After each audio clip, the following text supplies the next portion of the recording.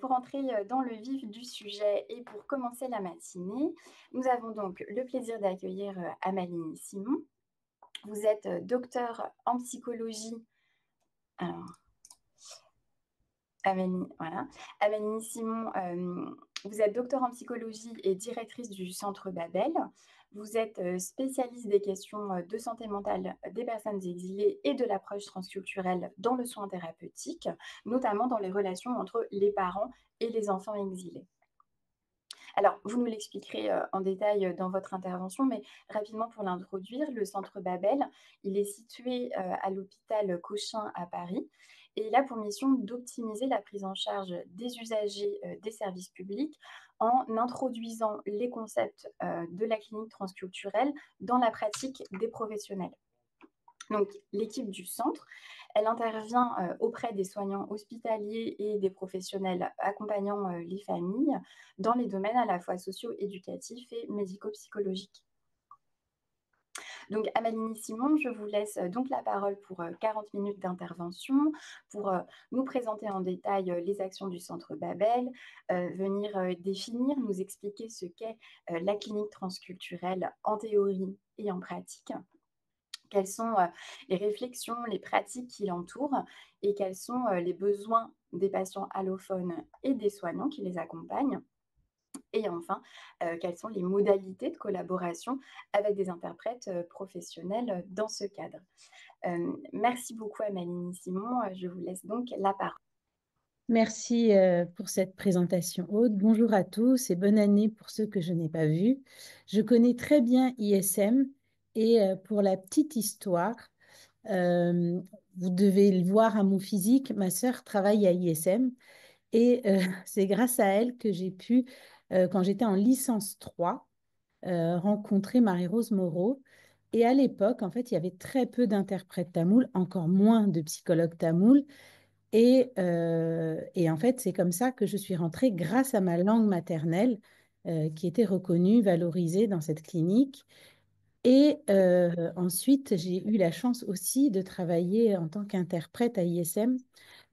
Cette expérience m'a beaucoup enrichie parce qu'en fait, je pense que cliniquement, ça m'a formée, même en tant que psychologue, d'avoir pu être dans la traduction, c'est-à-dire aussi bien du côté du patient et aussi du côté du thérapeute. Donc, je m'inspire de tout ça aujourd'hui pour développer la clinique transculturelle, que ce soit à l'hôpital ou au Centre Babel. Alors, pour commencer, je vais vous donner quelques éléments théoriques parce qu'on parle de transculturel, qu'est-ce que c'est? Donc, je vais essayer de vous donner quelques éléments théoriques sur la clinique transculturelle. Ensuite, je vous expliquerai, parce qu'en fait, on a deux dispositifs qui viennent du même tronc, mais qui font des branches différentes, des manières de faire différentes. C'est la consultation transculturelle qui est essentiellement à l'hôpital, c'est-à-dire que ça se fait dans des lieux tels que l'hôpital, les CMP, donc centres médico-psychologiques ou d'autres lieux comme ça. Donc c'est un dispositif particulier euh, voilà, qui est ouvert à tous. Et puis un autre dispositif qui est aussi innovant que porte cette fois le Centre Babel. Donc si on veut avoir accès à ça, on est obligé de passer par le Centre Babel, c'est les médiations transculturelles. Donc, c'est deux manières de faire qui sont un peu différentes, mais au fond, la partie théorique, vous coupez vos micros, s'il vous plaît. Médiation? Et donc, je montrerai les deux dispositifs qui sont assez différents et vous allez voir que le travail avec l'interprète est essentiel dans les deux, hein, évidemment. D'ailleurs, ça sera mon fil conducteur, mais la manière de travailler avec l'interprète est complètement différente. Enfin, complètement non. Il y a beaucoup de points communs, mais quand même, dans la médiation, par exemple, l'interprète, il est pas juste là pour traduire, il est une personne importante. On ne fait pas de médiation sans interprète. Ça, c'est impossible. Pour nous, c'est pas pensable. Alors que les consultations, il peut arriver que parfois, on n'ait pas d'interprète. Donc, je vais vous expliquer tout ça. Donc, la clinique transculturelle, pour moi, pour bien comprendre la clinique transculturelle, il y a trois notions essentielles. Peut-être que je peux partager mon écran pour que ça soit plus simple à suivre. Euh, Voilà. Donc là, normalement, vous devriez voir mon écran. Oui, Donc, la clinique transculturelle, il y a vraiment trois termes qui sont au cœur de notre travail. C'est la méthode complémentariste, la première. Ça a été développé par Georges Devreux. Et lui, ce qu'il dit, Georges Devreux, c'est une méthode dans la recherche. Lui, il l'a essentiellement utilisé dans la recherche. Il dit qu'on peut utiliser de manière obligatoire, mais non simultanée, deux approches. Par exemple, c'est comme ça qu'est née l'ethnopsychiatrie, c'est-à-dire qu'on utilise à la fois le savoir anthropologique et à la fois le savoir psychiatrique, psychologique. Donc, ethnopsychiatrie, c'est d'utiliser les deux. Pourquoi non simultané? C'est parce qu'on ne les mélange pas. Ce n'est pas deux choses qu'on mélange. Par exemple, quand un patient arrive avec des théories culturelles sur ce qui lui arrive, le psychiatre va dire il est schizophrène, il entend des voix, il voit des choses, il entend des choses, il voit des choses, donc voilà. Donc on va lui donner un traitement médicamenteux pour l'aider, il dort mal, etc. Ça, c'est le versant psychiatrique. Et le versant anthropologique, c'est que le patient va dire, je ne sais pas, c'est la coépouse de mon père qui m'a jeté un sort et en fait, c'est ça qui fait qu'aujourd'hui, je me sens mal et que je ne me sens pas protégée. Et donc, pour me protéger, il faudrait que je fasse tel rituel. Donc, nous, notre pensée et ce que nous, on porte, c'est l'idée que les deux sont importants à la fois de travailler sur les protections culturelles que l'interprète, que le patient va mettre en place. Et c'est là où l'interprète médiateur, il est essentiel pour nous. Et vous voyez bien que je ne suis pas dans la traduction des mots, je ne suis pas dans juste la question langagière, je suis vraiment dans comment on peut aider les familles à trouver leur propre protection. Évidemment, l'interprète ne va pas dire, ah, bah, je viens du Mali, donc il faut faire ça, ça. Non, pas du tout. Il va juste dire, bah oui, au Mali, on fait comme ça aussi. Donc, il vient rassurer le patient dans sa compréhension. Et le psychologue ou le psychiatre, lui, il ne se transforme pas en guérisseur. Il reste à sa place de psychiatre ou de psychologue et il va dire, il va accompagner le patient à trouver ses protections à lui, à lui-même avec l'aide de l'interprète. Et on va dire, bah, les deux sont obligatoires, donc il faut pouvoir prendre le traitement, aller en psychothérapie, etc. Et à la fois, on va dire, mais c'est aussi important que vous fassiez vos protections ici ou au pays, que par exemple, qu'on fasse un sacrifice, qu'on fasse une offrande, toutes ces choses-là sont aussi importantes. Donc, les deux sont importants, mais on les mélange pas. Donc, c'est pour ça qu'on dit non simultané. C'est pour dire surtout qu'on ne les mélange pas. Donc, c'est comme ça qu'est née l'ethnopsychiatrie, parce qu'au début, c'était surtout autour de la psychiatrie que se posait la question, ce patient qui vient et qui dit qu'on lui a jeté un sort, est-ce que c'est de la, euh, est-ce que c'est une psychopathologie? Est-ce qu'on va dire que parce qu'il dit ça, il est fou? Ou est-ce que c'est culturellement adapté? Et ça change complètement le diagnostic. Et donc, c'est là où la place de l'interprète est essentielle, vraiment essentielle. Moi, pour avoir fait l'expérience de la traduction, j'ai déjà traduit pour des patients complètement psychotiques. C'est impossible à traduire parce qu'en fait, ils partent dans tous les sens. C'est pas une question de mots, c'est une question de, ils vont dire un truc et puis 2 secondes après un autre truc. Ça n'a ni que, enfin, ça n'a aucun sens. Et c'est compliqué pour le traducteur parce qu'à ce moment-là, lui, il se traduit du sens. On sait bien qu'on ne peut pas traduire mot à mot, donc on traduit du sens. Et quand il n'y a pas de sens, ben, c'est compliqué de traduire. Quand soi-même, on ne comprend pas ce que l'autre dit parce que justement, c'est décousu, ben là, et donc là, l'interprète peut dire, mais en fait, je n'ai pas compris. Là, ce qu'il dit, c'est complètement décousu. À un moment, il parle de la pluie, et puis 2 secondes plus tard, il parle de sa grand-mère, et puis après, il parle de son lit. Enfin voilà, il mélange tout et je ne comprends pas, et c'est intraduisible. Là, ça vient dire quelque chose de la psychopathologie du patient. Ou bah, le patient va dire, mais vous savez, chez nous, on doit faire une offrande, on doit faire ceci, on doit faire cela. Et là, l'interprète dit, bah, c'est complètement adapté, effectivement, au pays, on fait comme ça, et ce qu'il dit, ça a du sens. Et à ce moment-là, vous voyez, on n'a pas du tout le même diagnostic selon ce qu'on va entendre du patient. Donc, c'est vraiment la place de l'interprète est essentielle. Et pour moi, sincèrement, on ne peut pas, peut pas travailler en psychiatrie sans avoir d'interprète. Donc ça, c'est autre chose. Mais voilà, c'est... Donc l'ethnopsychiatrie est née vraiment comme ça.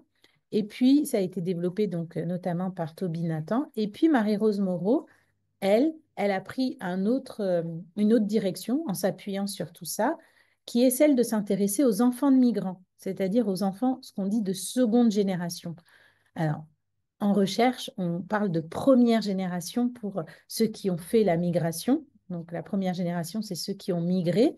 Et la seconde génération, c'est les enfants nés de parents migrants. Troisième génération, quatrième, etc. C'est un terme où on n'est pas forcément... enfin, c'est les Canadiens hein, qui ont parlé de ça. Évidemment, la génération ne commence pas à partir de la migration. Hein. On sait très bien que les familles qui viennent, il y a eu des histoires des générations bien avant, mais on parle de l'histoire avec la France. Voilà, donc quand on dit première, seconde génération, on parle de l'histoire avec la France à partir de l'arrivée en France. Donc c'est une terminologie que maintenant on utilise très couramment, première génération, seconde génération. Donc Marie-Rose Moreau, elle s'est intéressée aux enfants de migrants, donc aux secondes générations, avec cette idée-là que les enfants de migrants portent aussi cette histoire-là et que souvent, ils ne la connaissent pas bien et qu'il faut créer un dispositif, permettre à ces enfants d'avoir accès, en fait, accès à cette histoire qu'ils connaissent peu, en fait. Donc ça, la première chose qui est très importante, le complémentarisme. C'est la méthode qu'on utilise. Ensuite, il y a un autre terme qui est fondamental, c'est le décentrage. Évidemment, ce travail, il ne peut être fait que si on arrive à se décentrer soi-même, c'est-à-dire que d'avoir conscience que la France aussi a une culture, ça, déjà, c'est un point essentiel. Parce que souvent, on dit les autres, les autres, les autres, ceux qui viennent d'ailleurs, mais en France aussi, on a une culture voilà, qui est très forte. Mon collègue Charles Di me disait, mais tu sais, en France, on mange des animaux vivants. Et je lui dis, ah bon? Il me fait, bah oui, les huîtres, c'est vivant. Et plus on met du citron, plus on le voit bouger et plus on aime manger ça. Donc voilà, ça, par exemple, c'est très culturel. Euh, moi, mes parents ne mangeraient jamais d'huîtres parce qu'ils diraient, ah, c'est pas bon, comment ça on peut manger ça? Donc, c'est très culturel. Donc, d'avoir conscience que la France aussi a une culture, c'est pouvoir se décentrer pour pouvoir entendre l'autre.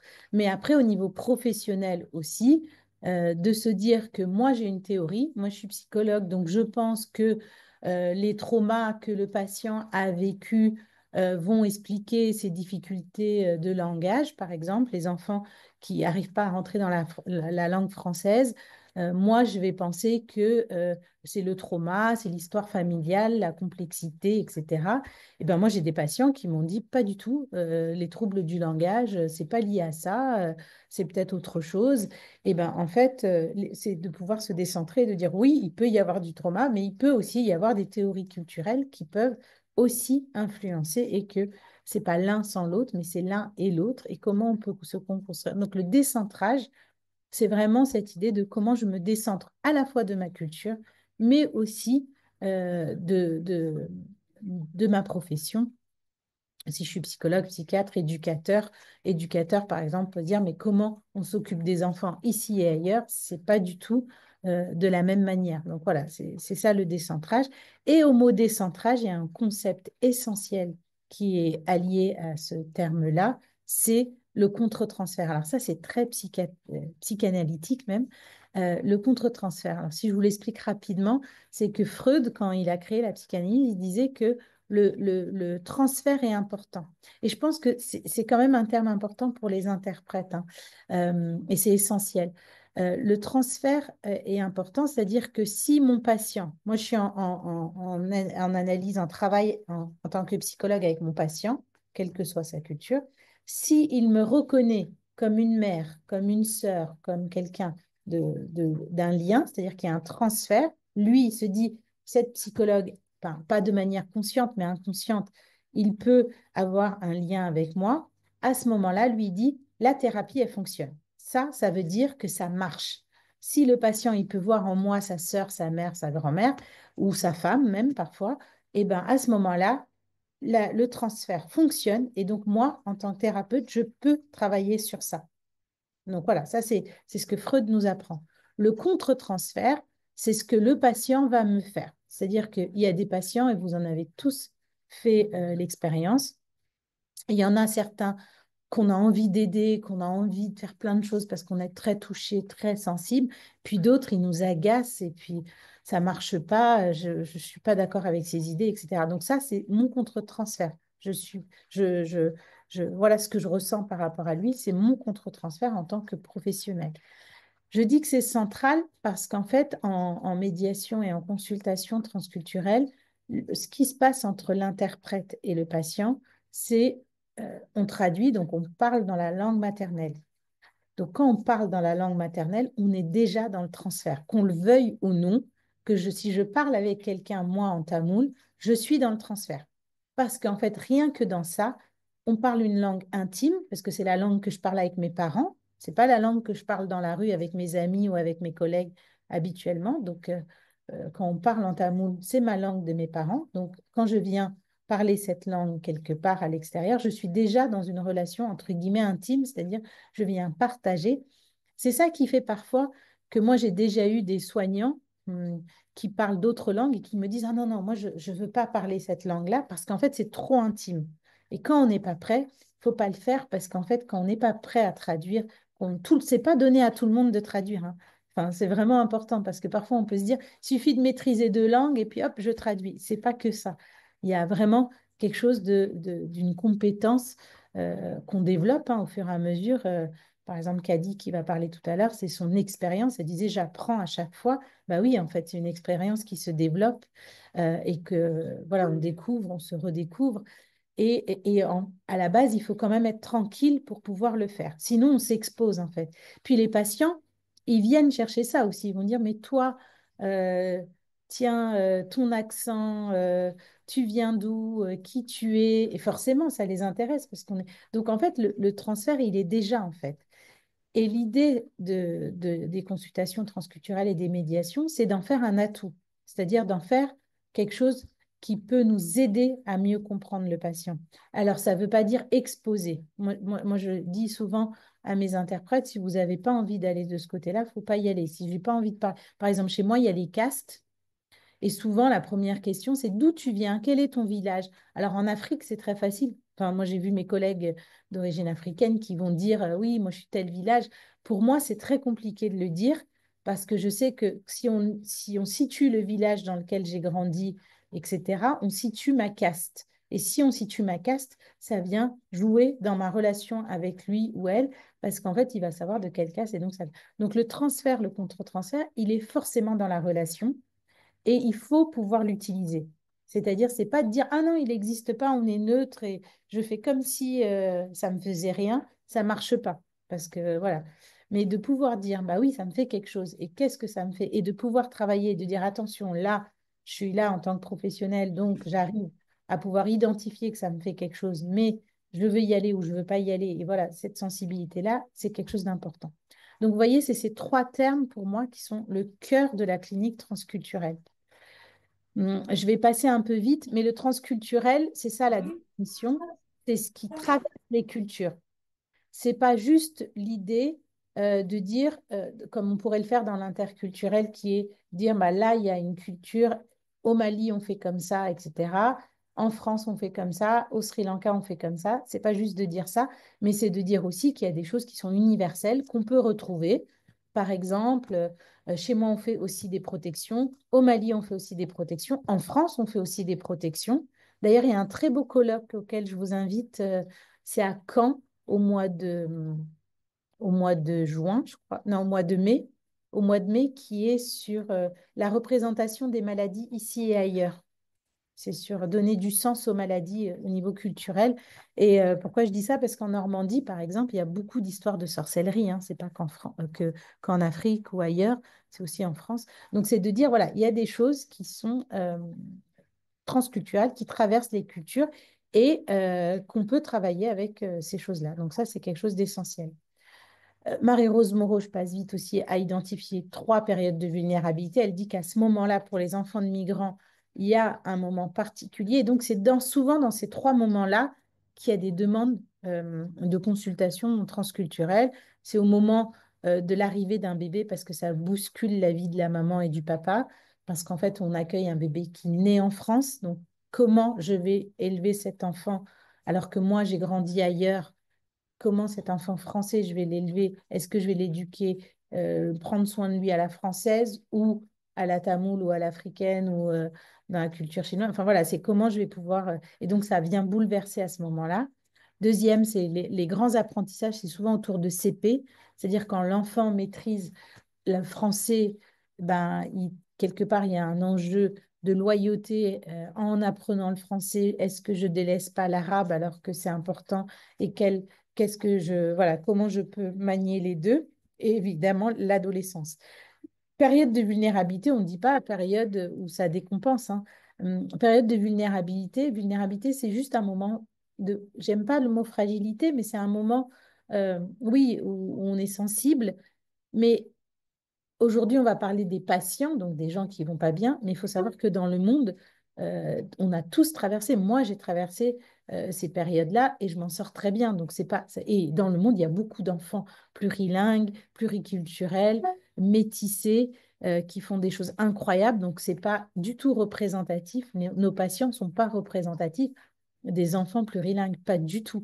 C'est juste un échantillon d'enfants qui vont mal. Donc forcément, on a l'impression qu'il n'y a que ça, mais pas du tout. Dans le monde, il y a beaucoup d'enfants qui vont très bien, qui passent d'une langue à l'autre et qui en font une richesse. C'est pour ça que je parle de créativité, parce que c'est des enfants, souvent, qui, quand ils sont bien accompagnés, en fait, ils vont transformer cette vulnérabilité en grande créativité. Et il doit faire ce passage-là entre la filiation, être l'enfant de ses parents, et s'affilier, c'est-à-dire avoir des copains, investir le monde français, et entre la filiation, c'est-à-dire être enfant de mes parents et construire mon avenir en France, parfois, il peut y avoir des choses qui sont contradictoires. Et notre travail en clinique transculturelle, c'est d'accompagner les familles et les enfants à pouvoir mieux se comprendre et mieux pouvoir autoriser l'enfant à se métisser, c'est-à-dire qu'il puisse être à la fois tamoul et à la fois français, pas l'un ou l'autre, les deux. Les deux sont importants et pas 50 tamoul, 50 français, non, 100% tamoul, 100% française. Moi, je suis 100% tamoul, 100% française. Je ne suis pas 50-50, je suis pas... Je me métisse. Il y a des choses que je fais comme ça, il y a d'autres choses que je fais autrement. Je me métisse, mais je suis 100% les deux. Donc voilà.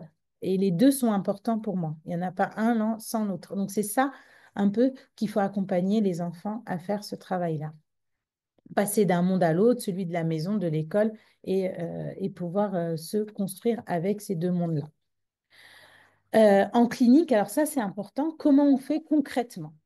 Concrètement, et c'est là où le rôle de l'interprète est essentiel en tant que médiateur, parce qu'en fait, en clinique, on va travailler sur trois niveaux qui sont importants. Ces trois niveaux, c'est par exemple quand un enfant est touché. Quand un enfant est touché, on va se dire d'abord, qu'est-ce qu'un enfant?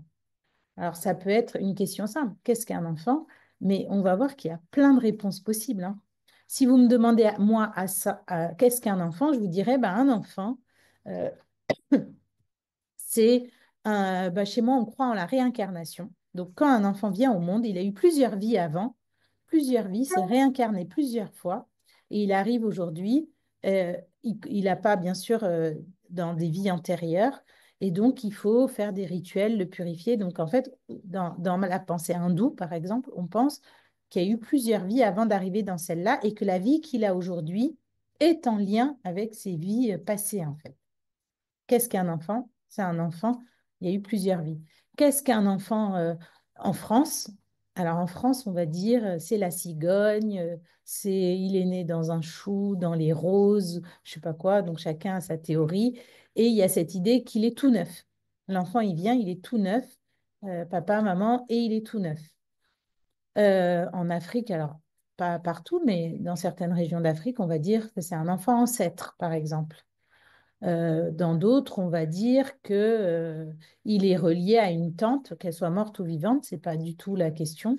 On va le nommer comme ça parce que lui, il vient porter quelque chose de ma tante qui m'a élevée et donc je l'ai appelé, je l'ai nommé d'ailleurs comme ça parce qu'en fait, etc. Donc en fait, selon les cultures, qu'est-ce qu'un enfant? Ben, va être très différent. Donc, en clinique transculturelle, nous, on va travailler sur cette notion-là de qu'est-ce qu'un enfant. Et ça va être les familles. Les premiers experts, c'est pas l'interprète, c'est les familles. Parce que on peut avoir une famille tamoule et moi, je suis traductrice. Et ben, ce que pense la famille, c'est pas forcément ce que je pense. Donc, l'idée, c'est pas, c'est là où on donne l'expertise d'abord à la famille. C'est la famille qui sait qu'est-ce qu'un enfant pour lui, en tout cas. Et après, quand on n'y arrive pas, parce que parfois dans la migration, les familles, elles n'osent pas aller chercher ça. C'est-à-dire, qu'est-ce que va penser mon psy si je lui dis que mon enfant a eu plusieurs vies avant d'arriver dans celle-là? En France, on ne connaît pas ça, donc il se méfie. L'interprète, il est là pour rassurer. C'est-à-dire, oui, t'inquiète pas, tu peux dire ce que tu penses. D'ailleurs, il peut l'accompagner en disant, bah oui, dans cette région-là, on pense que... Et ça permet aux familles de reprendre l'expertise et dire, oui, oui, oui, c'est ça qu'on pense, ou non, non, non, c'est pas ça qu'on pense. Et ça permet vraiment de l'accompagner pour pouvoir utiliser ce savoir qui est souvent mis de côté, parce que même les familles elles-mêmes se disent, on n'est pas autorisé de parler ça ici, à l'hôpital, en France ou ailleurs. Ça, c'est le premier niveau. Donc, qu'est-ce qu'un enfant? Le niveau étiologique, c'est, OK, un enfant, il a eu plusieurs vies, ou c'est un enfant ancêtre, etc. Mais lui, cet enfant, celui qu'on voit en consultation, s'il est en consultation, c'est qu'il a eu des difficultés à un moment ou à un autre, parce que sinon, il ne serait pas suivi. C'est qu'il y a eu quelque chose. Ça peut être des enfants mutiques, par exemple, qui ne parlent pas, qui parlent très bien à la maison, mais qui ne parlent pas à l'école. Ça peut être des patients qui ont un handicap moteur ou psy, enfin voilà, ça peut être plein, plein de choses qui sont empêchées. Et à ce moment-là, on dit, lui, là, pourquoi lui, il est touché? Pourquoi lui, ça lui arrive ça? Et là, on va rentrer dans des explications qui appartiennent à la famille. On va dire, oui, oui, en fait, c'est de la jalousie, c'est le mauvais œil, c'est je sais pas quoi. Et puis là, on rentre dans l'histoire de la famille, en fait, de comprendre qui il est, quelle place il a dans cette famille-là et pourquoi lui, il est touché. Donc, le niveau étiologique, c'est vraiment s'intéresser à qui il est, cet enfant. Et enfin, le troisième niveau, c'est comment on le protège. OK, maintenant on sait qu'est-ce qu'un enfant, on sait qui est cet enfant. Et bien maintenant qu'on sait qu'on a identifié, ben comment on va le protéger? Et ça, encore une fois, c'est les parents, les experts. C'est pas à l'interprète ou au médiateur de dire. C'est les parents qui vont dire, bah voilà. Et quand les parents n'arrivent pas à trouver ça, ben, on va leur dire, bah, il faut demander à votre maman, il faut demander à votre papa, il faut se renseigner au pays. Et puis parfois, l'interprète peut dire, bah, moi, je sais que dans telle région, on fait comme ça. Et la famille va dire, oui, oui, tout à fait, ou non, non, pas du tout. Donc, il vient vraiment accompagner avec nous, avec notre aide. Donc, c'est là où ce que dit Kadi de la confiance et du travail entre l'interprète et le soignant est essentiel. Parce qu'en fait, quand on a confiance en l'interprète et que l'interprète a confiance au soignant, il peut s'autoriser à pouvoir accompagner, aider la famille alors, ça, encore une fois, c'est pas, il prend pas, on ne change pas de place, hein, on reste chacun à sa place, mais c'est comment on peut accompagner la famille et la mettre le plus à l'aise possible. Donc, ça, c'est en clinique. Donc, c'est l'idée, voilà, de comment on peut trouver un sens en commun. Avant d'arriver à la consultation transculturelle, euh, c'est de toutes ces théories-là qu'est née la consultation transculturelle. Donc, je vais vous expliquer comment ça se passe, la consultation transculturelle. Mais avant, je voudrais parler de la médiation transculturelle.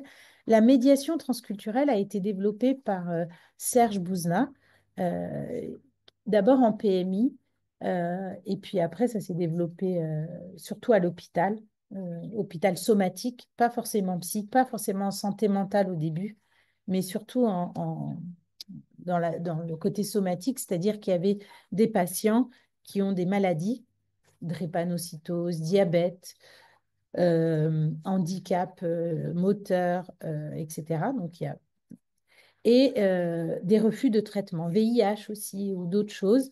Et là, ils sont hospitalisés. Certains, moi j'ai eu des médiations, ils sont à ça de mourir et ils disent non, non, non, je ne veux pas prendre le traitement parce que ce qui m'arrive, c'est culturel. Et là, le médecin somaticien, qui n'est pas du tout formé en général, il est en difficulté parce que s'il ne prend pas son traitement, bah, il ne peut pas se soigner de sa maladie et ça va augmenter. Et donc, du coup, donc, il est hospitalisé. Et donc, là, l'hôpital ou les lieux de soins nous appellent et nous dit, et c'est là où le centre Babel on a besoin, donc ce n'est pas les patients, hein, c'est vraiment l'hôpital qui fait la demande et qui va dire, bah là, on est en difficulté parce que ce patient-là a telle maladie et en fait, il ne prend pas son traitement parce qu'il adhère pas du tout aux soins. Lui, il dit que c'est pas du tout ça et qu'il veut pas. Donc, on a besoin de votre aide pour accompagner la famille. Alors, à ce moment-là, nous, eh ben, on fait venir quelqu'un qui anime la séance, donc un animateur, un spécialiste. Donc, si c'est un médecin, si c'est dans un milieu médical, en général, on veut que ce soit un médecin. Pourquoi? Parce qu'on parle de la traduction d'une langue à l'autre, d'une culture à une autre, eh ben, la culture médicale et la langue médicale, elle est très complexe. C'est-à-dire que si vous dites à un médecin qu'est-ce que c'est que la drépano, ils vont vous sortir toute une théorie sur le globule rouge, machin et tout. Ça, c'est intraduisible. Dans toutes les langues, c'est intraduisible. Enfin, c'est compliqué à traduire. Et donc, du coup, il faut déjà traduire le langage du médecin qui va parler de la maladie. Et donc là, il faut qu'il y ait un autre médecin, parce que même moi, psychologue, parfois j'ai travaillé avec des médecins, je ne comprenais rien à ce qu'ils disaient. Donc, il faut un médecin qui comprenne et qui va traduire ce langage. Donc, le premier traducteur, c'est celui, le professionnel. Donc, ça peut être ça. Ça peut être éducateur aussi quand on fait des médiations à l'aide sociale à l'enfance. Je vous donne un exemple. En ce moment, on parle beaucoup, il n'y a plus que ça maintenant, je crois, des placements à domicile. Qu'est-ce que ça veut dire? C'est hyper complexe en fait. Ou avec des trucs genre les MNA, enfin voilà, toutes ces choses-là, qu'est-ce que ça veut dire? Et donc, il faut déjà quelqu'un spécialisé dans ce domaine-là qui puisse traduire ce langage-là qui est parfois compliqué. Et le deuxième interprète, bah, c'est le médiateur culturel. Et là, c'est pas un interprète, enfin, dans le sens où il est surtout médiateur. On choisit nos médiateurs parce qu'on veut qu'ils soient formés et qu'ils soient à l'aise pour pouvoir nous aider à comprendre la situation et de pouvoir aider aussi par exemple, quand il y a des théories culturelles, les familles le disent à demi-mot. Donc, en fait, il faut dire derrière les mots cachés, il faut dire bah, là, quand elle dit ça, ça veut dire, c'est ça que ça veut dire.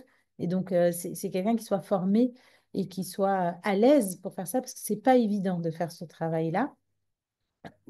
Tous les interprètes n'aiment pas trop faire ce travail-là. Il y en a qui me disent souvent, moi je suis interprète, je suis juste là pour traduire, je ne veux pas donner d'autres explications. Donc là, c'est pas, voilà, la médiation, c'est vraiment les deux, c'est-à-dire l'animateur et le médiateur culturel sont collaborateurs. C'est vraiment, c'est le même niveau.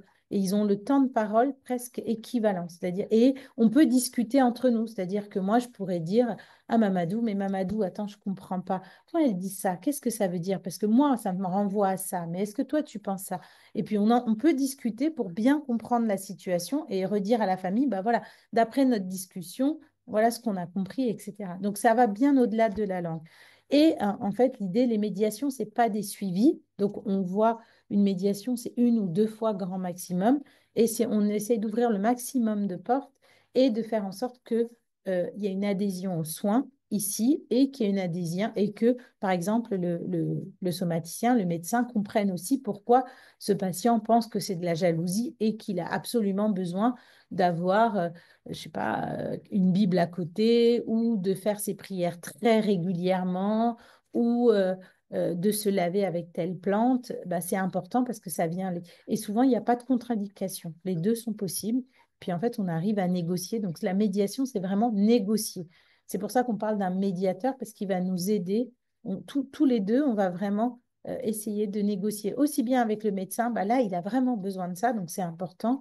Et avec la famille en disant oui, mais là, il y a des choses qu'on peut faire à l'hôpital, d'autres qu'on ne peut pas. Et donc voilà, comment on peut travailler.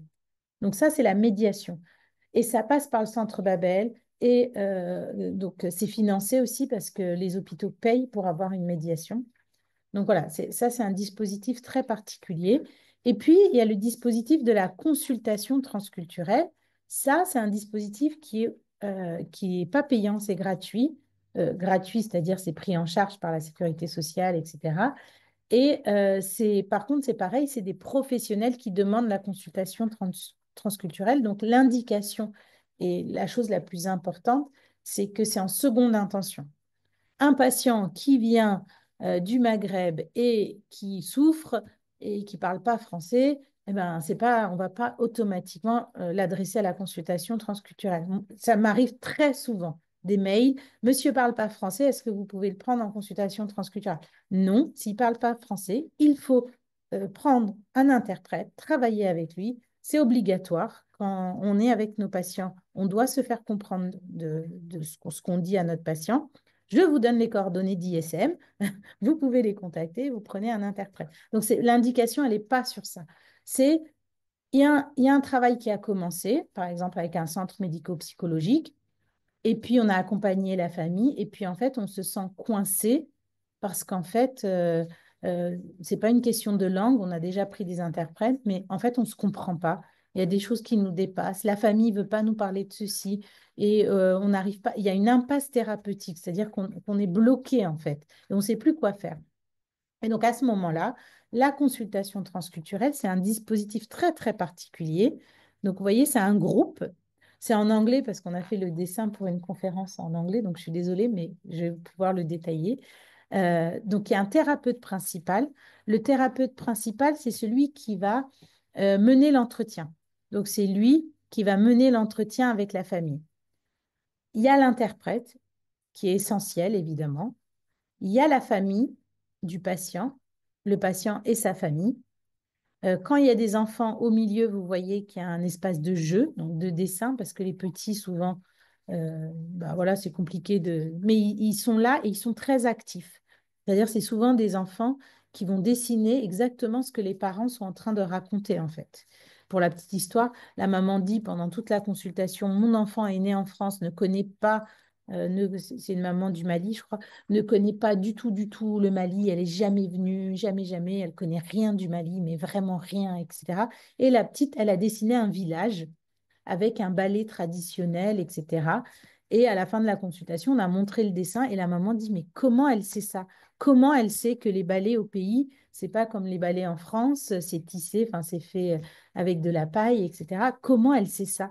Et en fait, ça a permis de montrer à la dame que c'est pas parce qu'elle n'a jamais été au Mali qu'elle n'entend pas ce qui se passe à la maison, qu'elle fait pas des liens et qu'elle appartient pas qu'elle appartient pas à la culture. Au contraire, c'est même encore plus fort quand on veut pas transmettre quelque chose, ça se transmet encore de manière plus forte. Donc les enfants, au milieu, ils jouent et ils ont un thérapeute qui l'accompagne, un cothérapeute qui joue avec eux.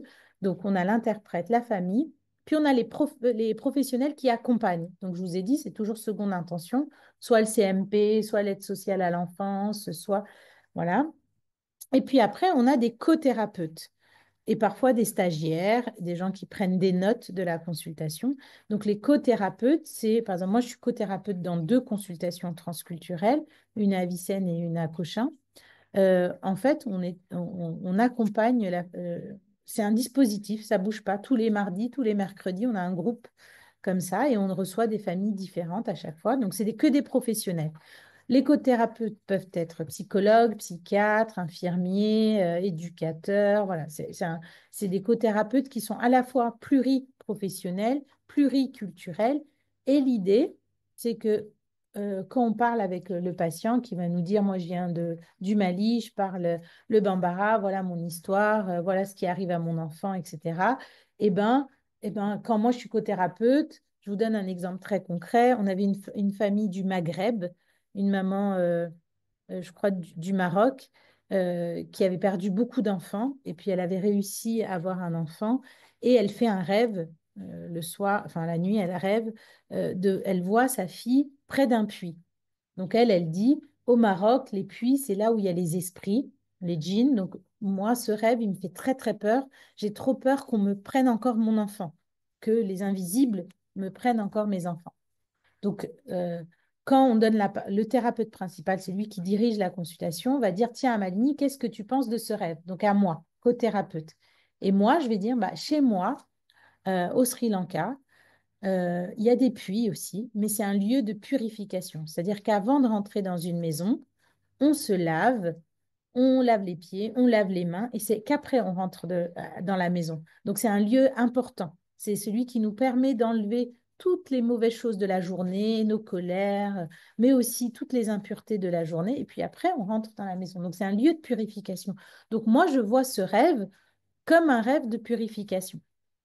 évidemment, elle est du Maroc, elle n'est pas du Sri Lanka. Donc, c'est pas la même chose. Donc, elle a entendu ça.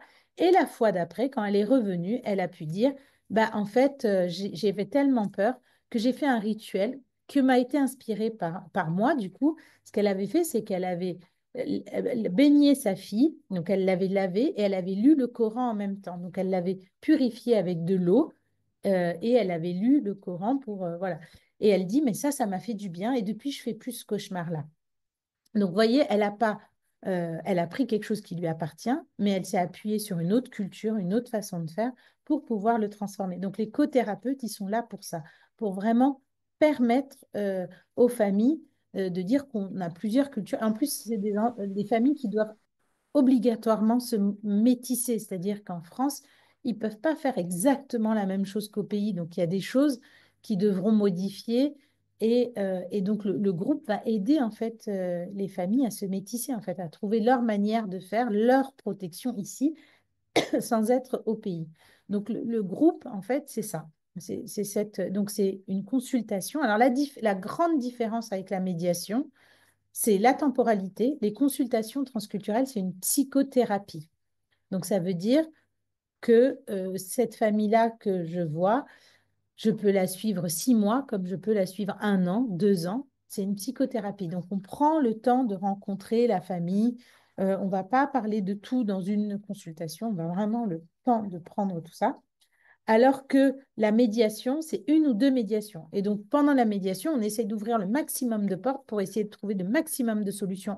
En 2, 3 heures, il faut qu'on ait trouvé une solution à la fin. Alors qu'une consultation, on est vraiment dans une psychothérapie.